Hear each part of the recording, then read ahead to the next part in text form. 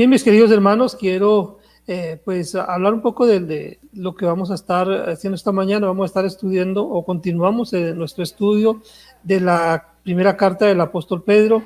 En esta oportunidad vamos a estar leyendo capítulo 3, versículos 14 al 22. Nuestro tema en este día es que el cristiano es llamado a una vida piadosa. El cristiano es llamado a una vida piadosa. De esto es lo que vamos a estar hablando esta mañana, entonces para que disponga su mente, su corazón, para tener este tiempo estudiando la bendita palabra de nuestro Dios. La palabra del Señor dice: mas también, si alguna cosa padecéis por causa de la justicia, bienaventurados sois.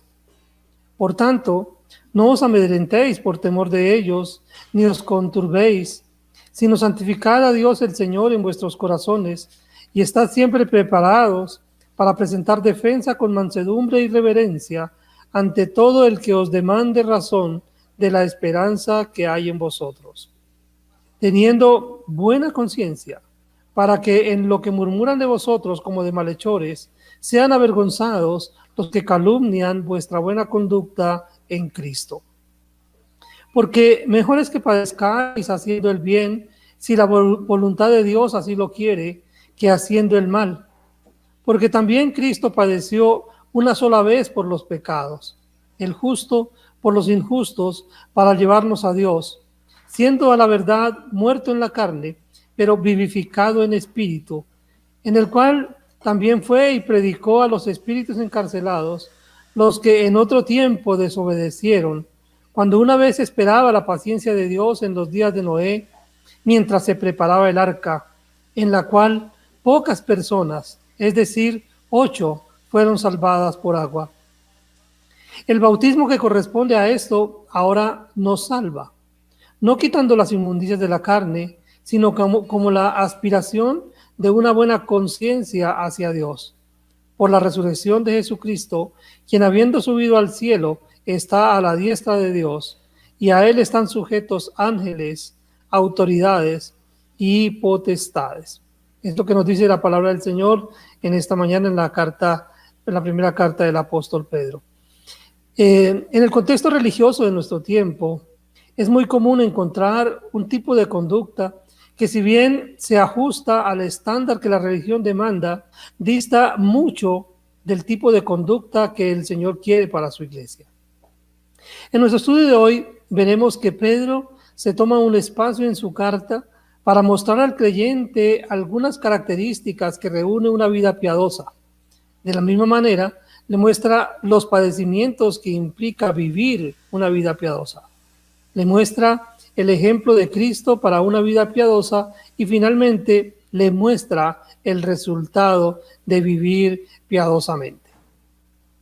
El modelo de vida piadosa que muestra el apóstol Pedro dista mucho del modelo de vida que el sistema religioso actual plantea para el cristiano, por lo cual se hace necesario el estudio de esta parte de su primera carta con el propósito de tener un modelo claro que podamos poner delante de nuestros ojos.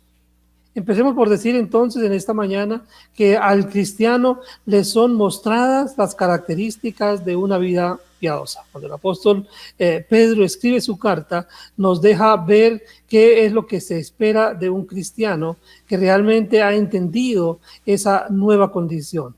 Porque hay personas que se llaman cristianas, pero no todos los que se llaman cristianos lo son, ya que hay personas que se hacen llamar cristianas, pero su conducta no muestra esa realidad.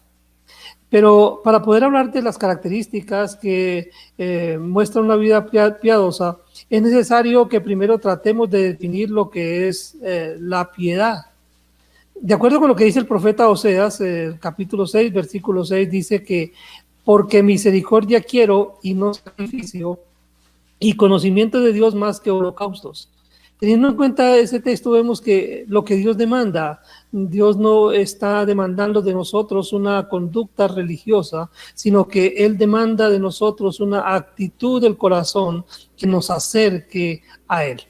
Podemos decir entonces que lo que Dios demanda de los suyos es una respuesta de corazón, un don de todo el ser en lugar de un culto formalista que cumpla mecánicamente los sacrificios ordenados por la ley.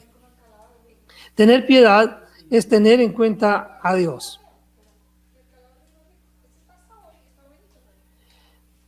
Y el apóstol Pedro menciona dos aspectos de la vida piadosa.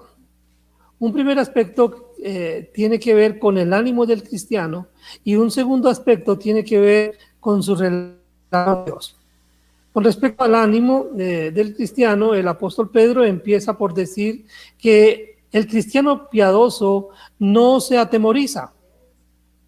Dice, mas también si alguna cosa padecéis por causa de la justicia, bienaventurados sois. Por tanto, no os amedrentéis por temor de ellos, ni os conturbéis. Eso está allí en 1 de Pedro 3:14.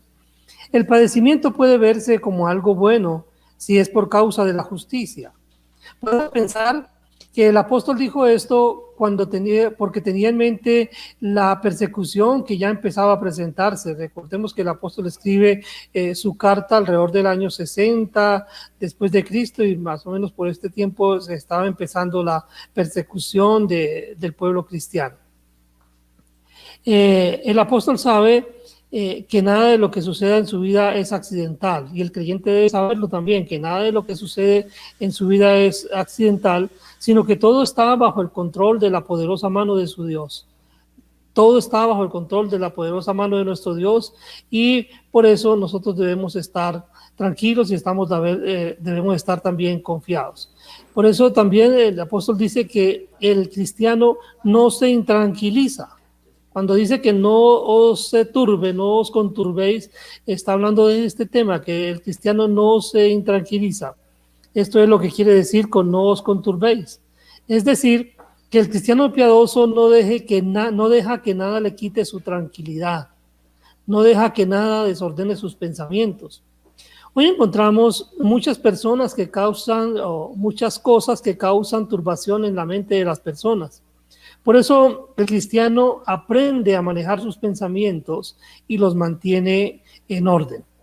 Ahora, con respecto de Dios, el apóstol dice, sino santificad a Dios el Señor en vuestros corazones y estad siempre preparados para presentar defensa con mansedumbre y reverencia ante todo el que os demande razón de la esperanza que hay en vosotros, teniendo buena conciencia, para que en lo que murmuran de vosotros como de malhechores, sean avergonzados los que calumnian vuestra conducta en Cristo. Eso está allí en 1 de Pedro 3, 15 al 16. El apóstol resalta el hecho de que Dios debe ocupar un lugar especial en el corazón del creyente, por lo cual dice que el creyente piadoso lo santifica en el corazón. Eso tiene que ver con la necesidad de que el creyente trabaje en su corazón para que haga de él una morada digna para nuestro Dios. Hoy se escucha con mucha frecuencia a personas que en sus conversaciones dicen tener a Dios en su corazón. Sin embargo, ese mismo corazón alberga sentimientos y actitudes contrarios a Dios, por lo cual se hace necesario este trabajo. El creyente debe ocuparse de sacar de su corazón todas aquellas cosas que le son contrarias a Dios. Esto es realmente santificar al Señor en el corazón, sacar todo aquello que no concuerda con el carácter o con la voluntad de Dios. También dice el apóstol que el creyente debe estar preparado para presentar defensa de la esperanza que hay en él. Si dice que el creyente debe estar preparado para presentar defensa, es porque va a ser enfrentado o va a ser puesto en circunstancias en las cuales va a ser necesario que presente defensa. Para poder hacer esto, debe estar muy bien preparado. La palabra usada aquí por el apóstol Pedro es apología. Esta se relaciona con presentar un discurso en defensa propia o en defensa de otro. Es decir, que el cristiano debe estar preparado para dar la respuesta correcta cuando le sea demandada. Esta defensa que el creyente hace de su esperanza debe estar basada en la palabra de Dios, razón por la cual se requiere que sea un estudiante juicioso de las Sagradas Escrituras, así como un discípulo obediente para que pueda presentar defensa con propiedad. Creo que es algo muy interesante que el apóstol toca en este caso, en hacernos notar la diferencia entre una vida religiosa y una relación con Cristo. Y especialmente cuando él plantea esa relación con Cristo con base en la lectura, la meditación, la memorización, el estudio de la palabra de Dios. De acuerdo con el texto bíblico, esta defensa del cristiano debe darse cumpliendo dos condiciones. La primera es que debe hacerse con mansedumbre. Acá no se trata de nuestro pensamiento, aún recurriendo al uso de la fuerza. Decía que la defensa que el cristiano hace de su fe, de su esperanza, debe hacerse con mansedumbre, y que no se trata de imponer nuestro pensamiento recurriendo al uso de la fuerza, como muchas veces hacemos, ya que a veces terminamos subiendo la voz pensando que cuando hablamos más fuerte somos mejor escuchados. Pero la mansedumbre no tiene que ver con fuerza digamos, con someter a otros, sino que tiene que ver más bien con fuerza bajo control, es decir, someternos a nosotros mismos. Es decir, que debemos ser muy cuidadosos a la hora de presentar defensa para no decir todo lo que se nos venga a la mente, sino que tengamos en cuenta la conveniencia o inconveniencia de decir algo.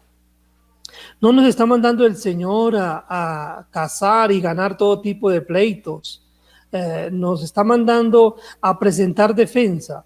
Y para hacerlo debemos hacer todo lo posible por mantener el autocontrol, por mantenernos serenos, tranquilos. La segunda condición que debe cumplirse es que la defensa debe presentarse con reverencia. Es decir, que al presentar defensa el creyente debe ser muy respetuoso. Cabe resaltar también que esta defensa debe hacerse delante de todo el que demande razón. Finalmente, con respecto a Dios, dice que el creyente debe tener una buena conciencia. La palabra conciencia significa con conocimiento. Cuando Dios creó al hombre, lo creó sin conocimiento. Por esta razón, era totalmente dependiente de Dios y debía preguntarle si algo era bueno o era malo. En Génesis 3, versículos 4 y 5 dice: entonces la serpiente dijo a la mujer: no moriréis, sino que sabe Dios que el día que comáis de él, serán abiertos vuestros ojos y seréis como Dios, sabiendo el bien y el mal. En este contexto podemos ver que la serpiente mezcla verdad con mentira. Pues en el versículo 4 dice: no moriréis, cuando Dios con mucha claridad había dicho: mas del árbol de la ciencia, del bien y del mal, no comeréis, porque el día que de él comiereis, ciertamente morirás. Eso lo dice Génesis 2, versículo 17. En tanto que cuando dijo que serían como Dios, sabiendo el bien y el mal, tenía razón parcialmente, ya que el hombre y la mujer, al comer del fruto prohibido, tuvieron conocimiento del bien y del mal, es decir, que tuvieron conciencia. Pues ese era el fruto del árbol prohibido. Solo que el conocimiento del hombre es diferente al conocimiento de Dios, pues Dios tiene un conocimiento absoluto del bien y del mal porque Él es omnisciente, es decir, Él lo conoce todo. Incluso tiene conocimiento del mal, pero ese conocimiento del mal no es experimental, es decir, Dios nunca ha hecho nada malo. En tanto que el conocimiento que el hombre tiene es un conocimiento experimental porque ha hecho lo malo y ahora lo sabe. Conoce que algo es malo porque lo ha hecho. Desde esta perspectiva, y teniendo en cuenta que el conocimiento del hombre es adquirido, el creyente debe trabajar para que el conocimiento que obtenga sea bueno.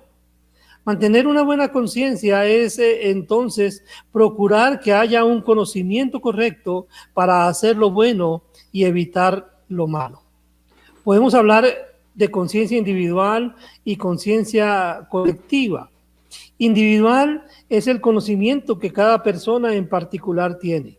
Y conciencia colectiva, hablamos del conocimiento de todo el grupo social.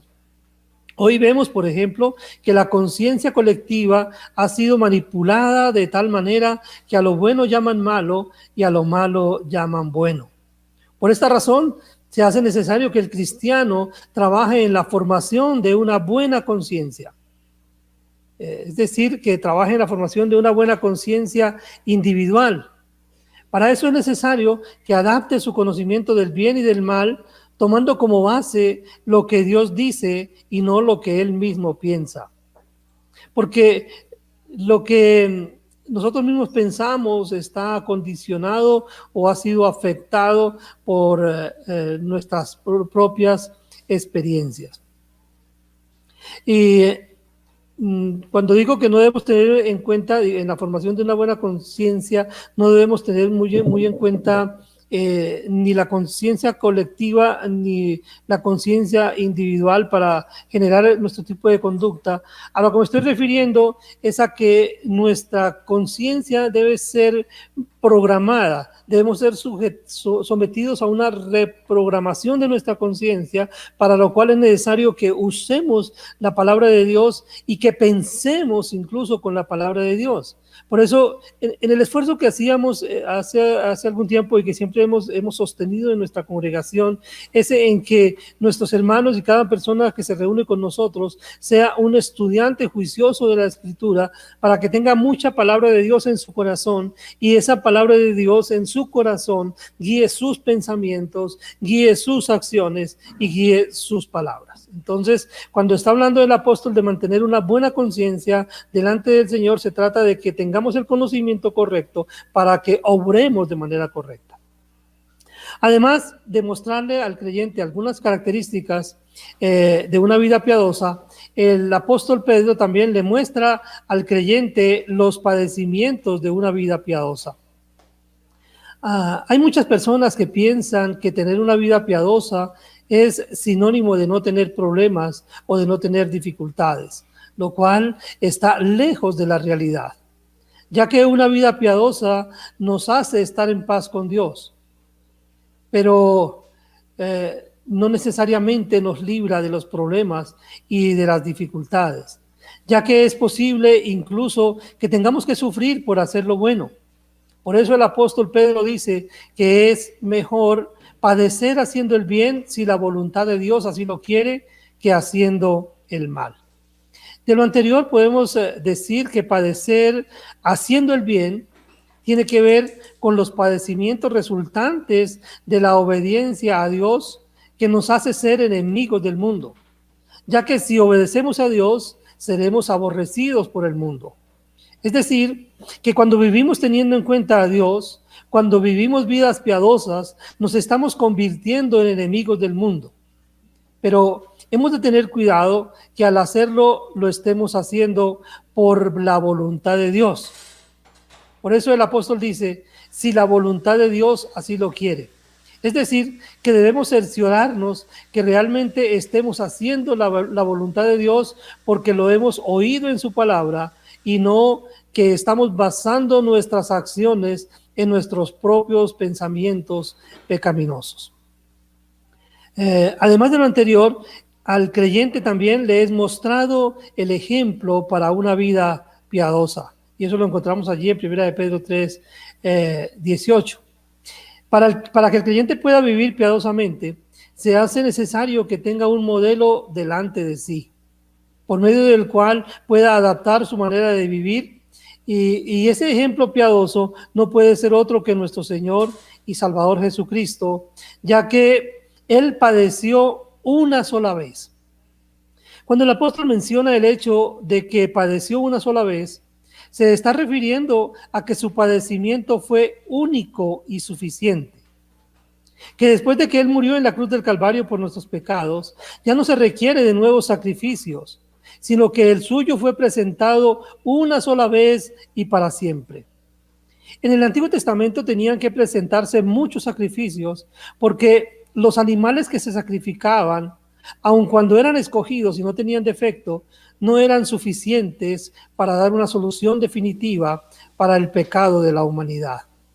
Pero el sacrificio de Cristo sí fue suficiente porque reunió todas las condiciones para que quitara de en medio el problema del pecado.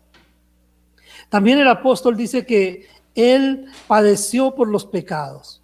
Cuando dice que padeció por los pecados, está diciendo que el sacrificio de Cristo fue un sacrificio sustituto. Es decir, que todos los hombres merecíamos morir por cuanto todos pecamos. Pero Él, sin haber cometido ningún tipo de pecado, padeció por nuestros pecados. El castigo que Él sufrió en la cruz del Calvario no lo merecía. Ese era nuestro castigo. Pero Él decidió tomar nuestro castigo y sufrirlo por nosotros. Esto nos lleva a ver que Él padeció por los injustos. Cuando observamos las ocasiones en las que el Señor estuvo delante de los acusadores, nos damos cuenta que el veredicto siempre fue de inocencia. Nunca fue posible que se le acusara legítimamente, ya que la Escritura dice, el cual no hizo pecado, ni se halló engaño en su boca. Eso lo encontramos en 1 de Pedro 2, versículo 22. Y esto se hizo evidente en los tribunales humanos, que tuvieron que usar testigos falsos para poderlo acusar y condenar. Esto sucedió porque era necesario que el justo padeciera por los injustos. Él sufrió el castigo que nuestro pecado merecía y fue a la cruz en nuestro lugar. El apóstol también menciona el propósito por el cual Cristo padeció, ya que Él padeció para llevarnos a Dios. En Juan 6:44, el Señor Jesús dice, ninguno puede venir a mí si el Padre que me envió no le trajere, y yo le resucitaré en el día postrero. Cuando dice esto, hace ver nuestra imposibilidad para llegar a Dios. Era necesario que alguien nos llevara a Dios, y con este propósito padeció. Una de las perfecciones más sobresalientes de Dios a causa de nuestra débil naturaleza es su santidad. Él es santo, santo, santo, y no permite delante de Él al pecador. También es justo y por esa justicia el pecado tiene que ser castigado. De tal manera que para que estas dos perfecciones de Dios fueran satisfechas sin menoscabar el carácter divino, se hizo necesaria la participación de Cristo, ya que con lo que Él hizo satisfizo plenamente la justicia divina al pagar por nuestros pecados, y su sangre nos limpia para que podamos ser aceptados delante de la presencia del Santo. Es de esta manera entonces que somos llevados a Dios, por la satisfacción de la justicia divina y por la santidad aplicada a nosotros por la sangre de Cristo. El apóstol dice que Él padeció siendo muerto, es decir, el apóstol dice que Cristo padeció siendo muerto. En el principio Dios dijo, el día que de Él comieres, ciertamente morirás, hablando del árbol del conocimiento. Y el autor de la carta a los Hebreos en el capítulo 9, en el versículo 22, dice, y casi todo es purificado según la ley con sangre, y sin derramamiento de sangre no se hace remisión. La muerte era una circunstancia natural que el Cordero de Dios debía experimentar para que la sustitución fuera completada. Por eso el apóstol menciona el hecho de que Cristo padeció siendo muerto. Él debió gustar la muerte por nosotros. Nosotros debíamos haber muerto en la cruz del Calvario por causa de nuestros pecados. Pero Él decidió tomar nuestro pecado sobre Él y padecer la muerte en nuestro lugar. Nunca terminaremos de agradecerle tan grande beneficio. Finalmente, hablando del ejemplo de Cristo como modelo de una vida piadosa, el apóstol menciona que Él está a la diestra de Dios.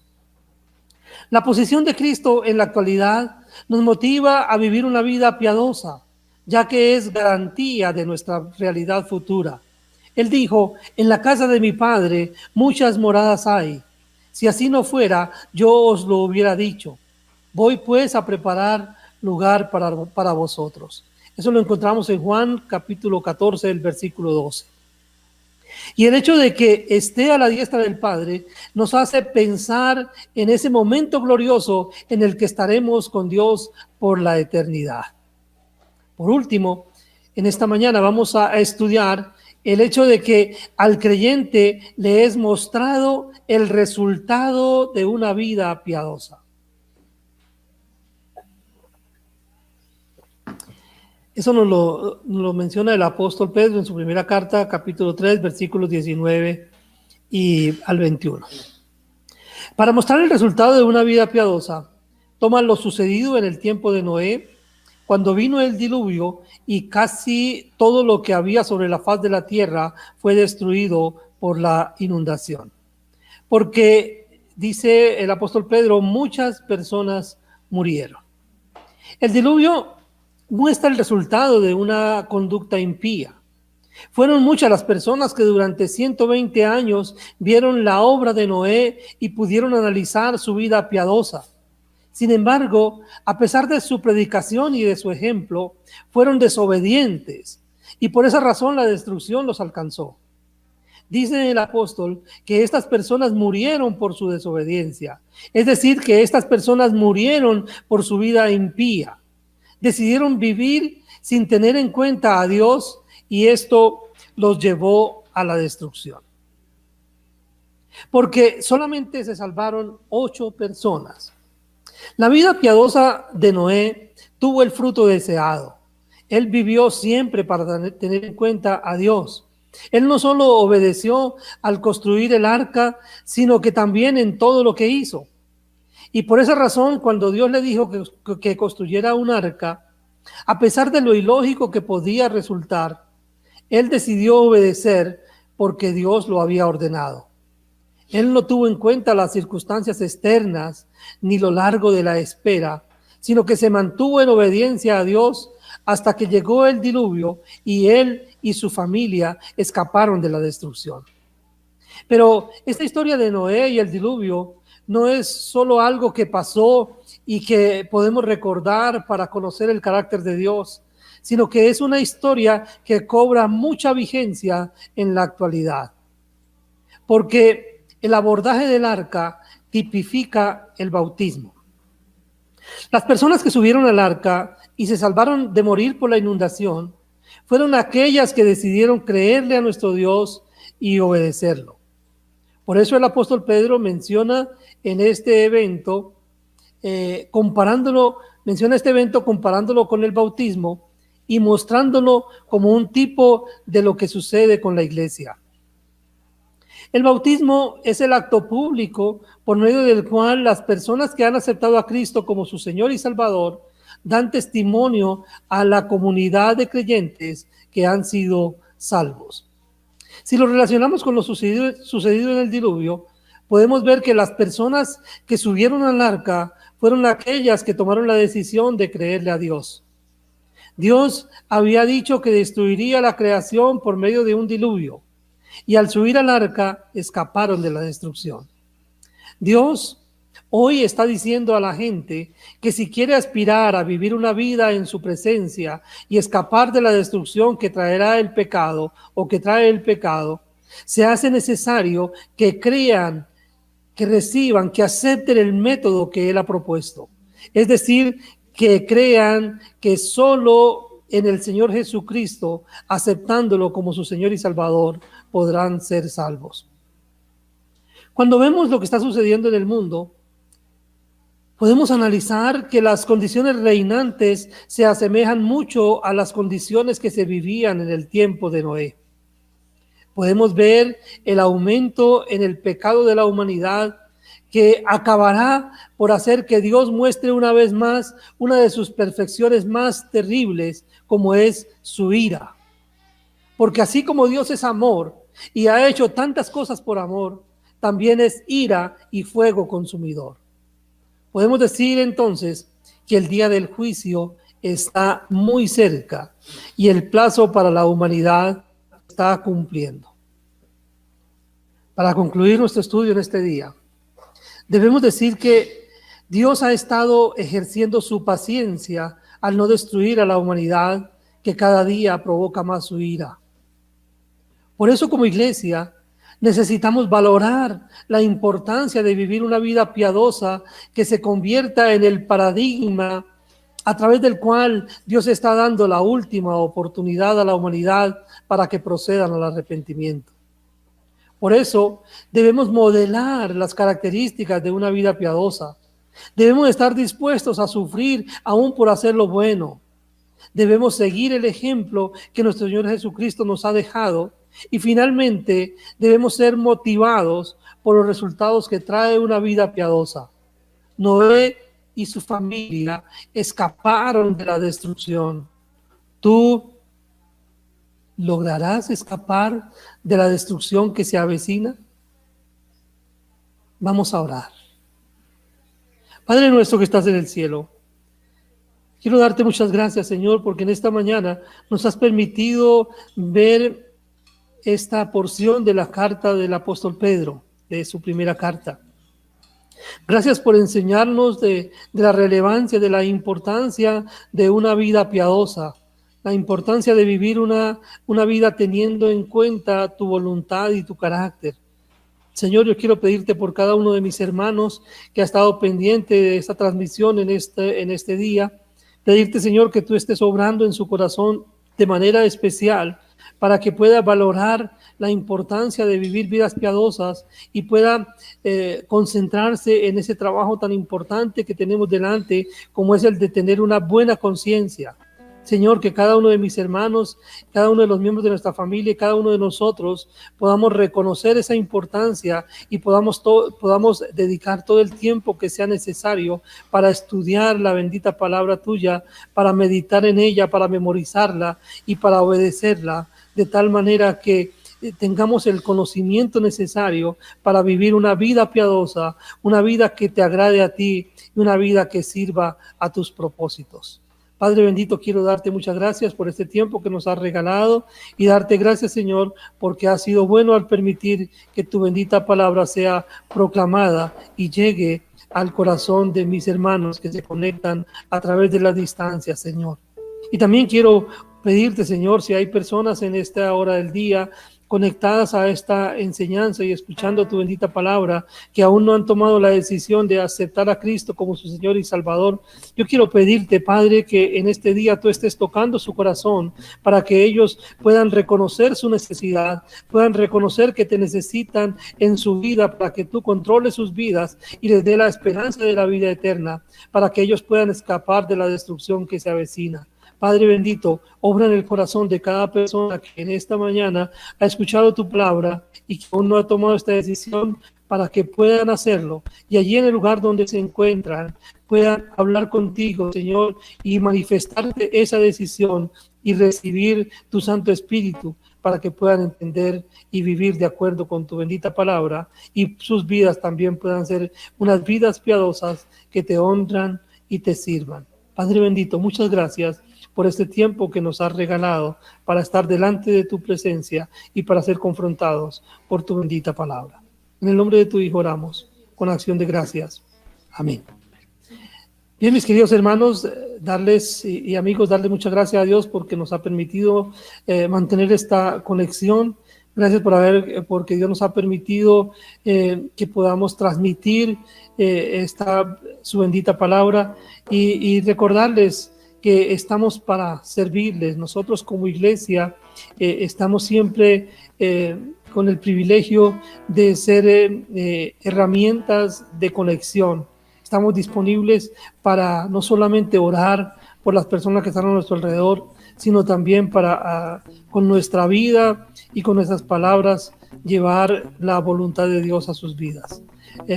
Dios te guarde, mi hermano que nos ha seguido hasta este momento. Dios guarde también a cada amigo y sigamos en la compañía y bajo la dirección de nuestro hermano Andrés. Dios les continúe bendiciendo.